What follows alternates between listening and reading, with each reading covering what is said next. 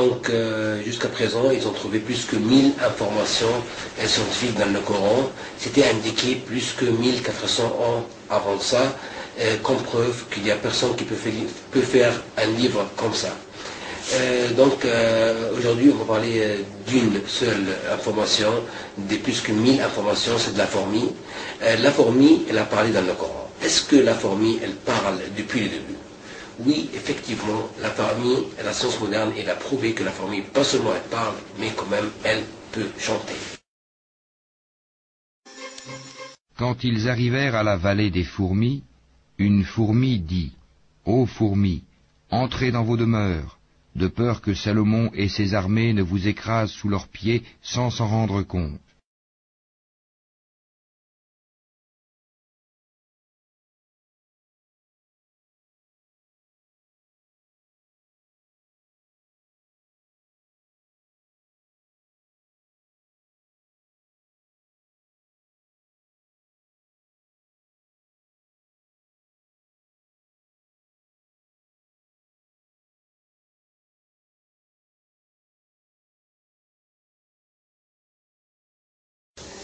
Donc, ils ont trouvé maintenant plus que 1000 informations scientifiques indiquées dans le Coran, plus que 1400 ans avant ça. Donc aujourd'hui, on va parler de la fourmi. La fourmi, elle a parlé dans le Coran. Est-ce que la fourmi part depuis le début? Oui, effectivement, on a trouvé avec la science moderne que pas seulement la fourmi elle peut parler, mais la fourmi, elle chante aussi. Donc la fourmi, elle se communique entre eux par 4 manières. La première chose, c'est la communication sonore. Deuxième chose, la communication tactile. Troisième chose, la communication visuelle. Troisième chose, c'est la communication chimique. Donc, chimique, communication chimique, ou bien par toucher, ou bien par la voix, ou bien par le mouvement comme la danse de l'abeille. Donc, la communication, donc la fourmi peut communiquer effectivement. Deuxième chose, elle a utilisé un terme très bizarre. Elle a utilisé le terme brisé et pas écrasé. Elle a dit Salomon et ses soldats peuvent nous briser sans qu'ils fassent attention. La signification. Donc, pourquoi briser? On dit je brise un verre et j'écrase une insecte. Parce que maintenant on a trouvé avec la science moderne que le dos de l'araignée, la composition du dos de l'araignée, c'est du silicone, et le silicone c'est la majorité de la composition du verre. Donc c'est brisé et c'est pas écrasé, et c'est franchement choquant. Brisé, écrasé.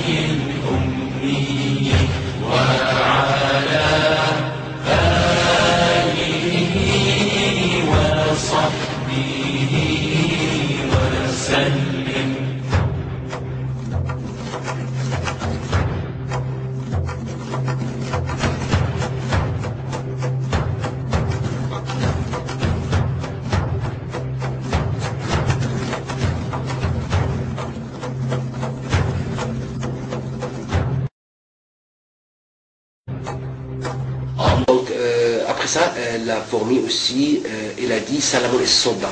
Donc, Salomon et soldat. Comment elle a su que c'est Salomon et soldat? Est-ce que la petite fourmi, avec son petit cerveau, qu'on a trouvé maintenant que c'est trop petit comme une graine de sel, et même pas une graine de sel normale, c'est une graine de sel en poudre blanche, est-ce qu'elle peut savoir tout ça? Oui, parce qu'effectivement, on a trouvé que cette fourmi-là, maintenant, elle reste avec ses copines de temps en temps, ils bavarent ensemble, vous savez qu'est-ce qui s'est passé par exemple hier, blablabla.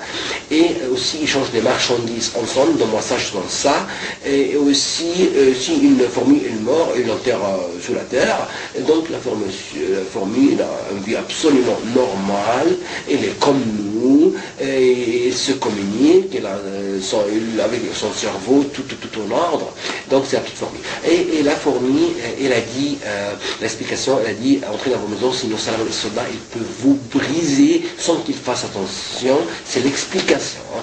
Donc pourquoi faut qu'il fasse attention? Parce que si quelqu'un il a un cœur, il est croyant, il croit en Dieu, donc il ne va pas juste braser comme ça ou faire faire quelque chose comme ça. Donc s'il fait ça, il fait ça sans qu'il fasse attention, parce qu'ici, par exemple, il voit la fourmi, il ne va pas la briser, mais parce qu'il n'a pas vu, donc il a donné l'excuse à Salomon et ses soldats, parce qu'ils ne font pas attention, simplement quand il passe ou il marche, donc voilà. Et maintenant, il a utilisé un terme aussi bizarre. Il n'a pas dit en fait exactement le terme sans qu'il fasse attention, ou sans qu'il note, ou sans faire exprès. Non, il a dit Wahum la yashurun.